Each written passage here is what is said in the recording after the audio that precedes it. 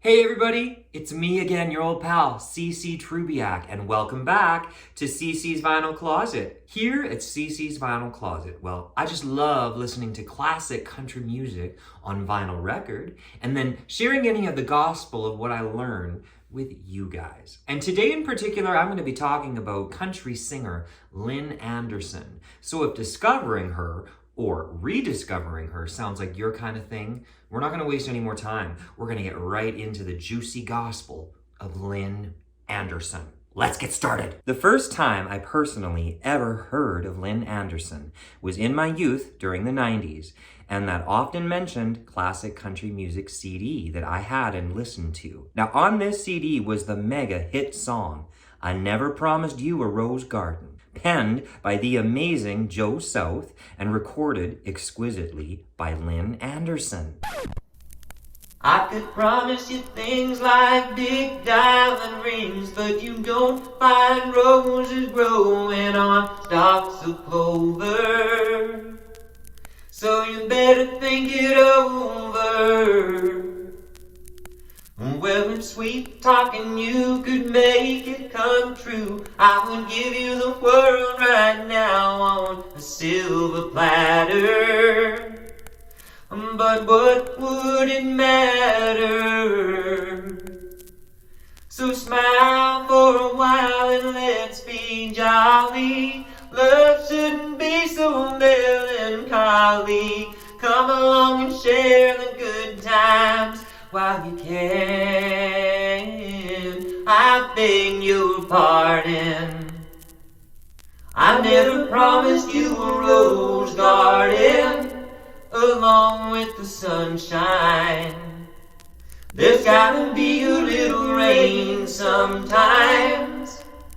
When you take, you gotta give. So live and let live, or let go. Whoa, whoa, whoa, whoa. I beg your pardon. I never promised you a rose garden. What a classic! Did I ever go beyond this one song and seek out more from Lynn Anderson? No. And that's a shame. At least not until CC's Vinyl Closet, home to all things country music on vinyl record. Now in my collection in 2023, I have a selection of Lynn Anderson vinyls that I've been ever patiently awaiting to enjoy. Well, folks, that time has come, and I have finally spent proper focus on reading about Lynn's origin story and listening very closely to her 1967 album, Promises, Promises. So, what did I learn from the gospel of Lynn Anderson? Allow me to share. She was born Lynn Renee Anderson on September 26th, 1947, and she passed away on July 30th, 2015, at the age of 67, and may she rest in sweet heavenly peace. Professionally, she is known as Lynn Anderson.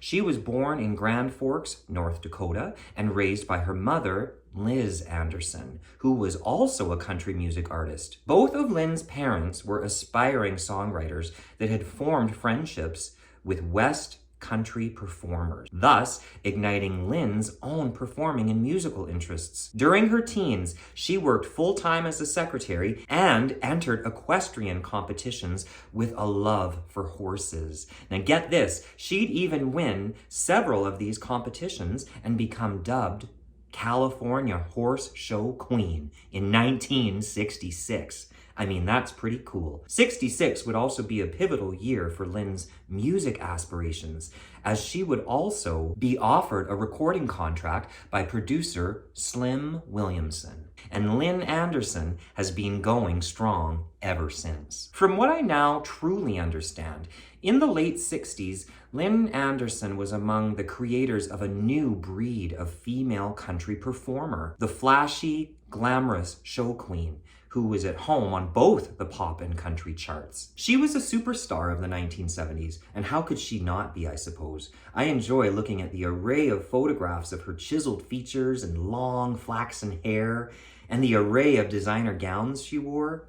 So dazzling! But alas, we're here to focus on the gospel of the music. So what are the stats we need to know? In total, Lynn Anderson has released 39 albums between 1967 to 2015. Among my collection is the follow-up to her debut record, an album called Promises, Promises, released in 1967 on RCA Victor, produced by Slim Williamson. This record went to #1 on the Hot Country Billboard charts, her first. Lynn was 20 years old at the time that this album came out, and I sure enjoyed my introduction to her. Promises, Promises contains 12 songs total, and worth noting is that 5 of these songs, including that title track, were written by Lynn's mother, Liz Anderson. And many acknowledge that her mother's writing is certainly responsible for helping Lynn gain early recording success. For example, the title song, Promises, Promises, climbed to #4 on the Hot Country Billboard charts in 1967, becoming one of her first major hits. You promised you would be true to me, but we both know you could never be.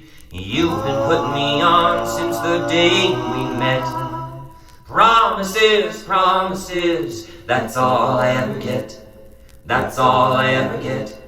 Then you promised me a ring, a wedding band and all of them things, but I ain't seen no diamond yet. Promises, promises, that's all I ever get. That's all I ever get. Promises, promises, that's all I get. All you gave me since the day we met is promises, promises, that's all I get.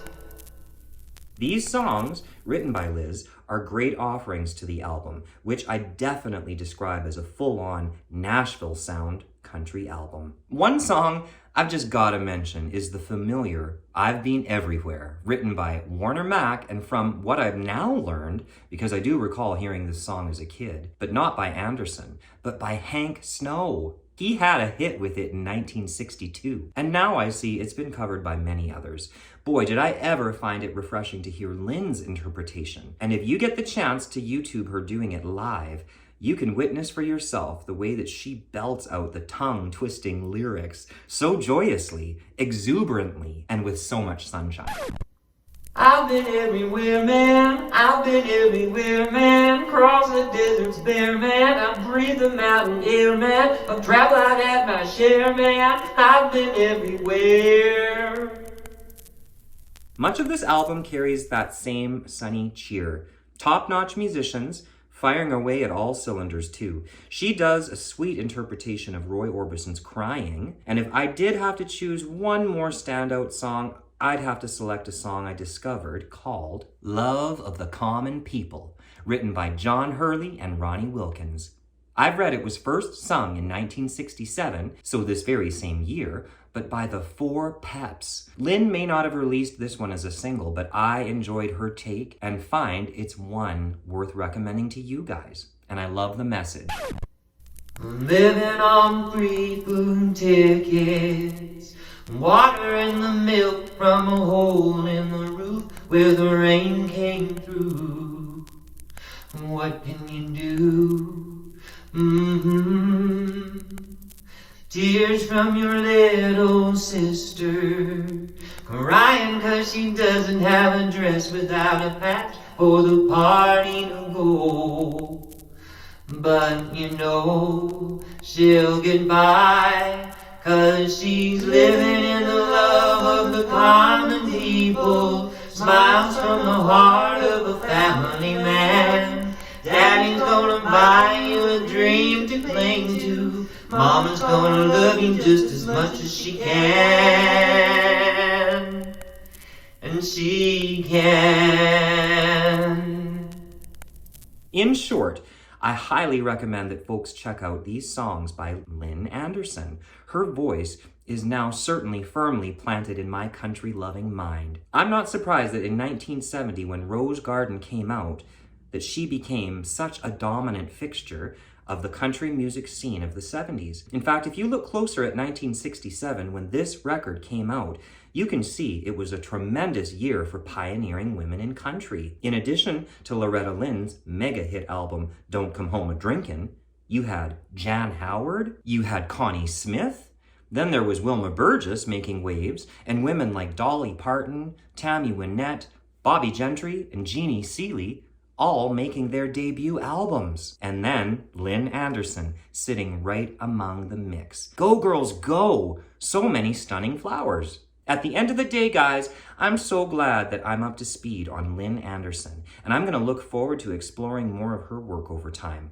Each new artist I'm discovering just opens up my mind a bit more to the history of classic country music. Now that wraps up today's musings, but what about you guys? What are your thoughts on Lynn Anderson?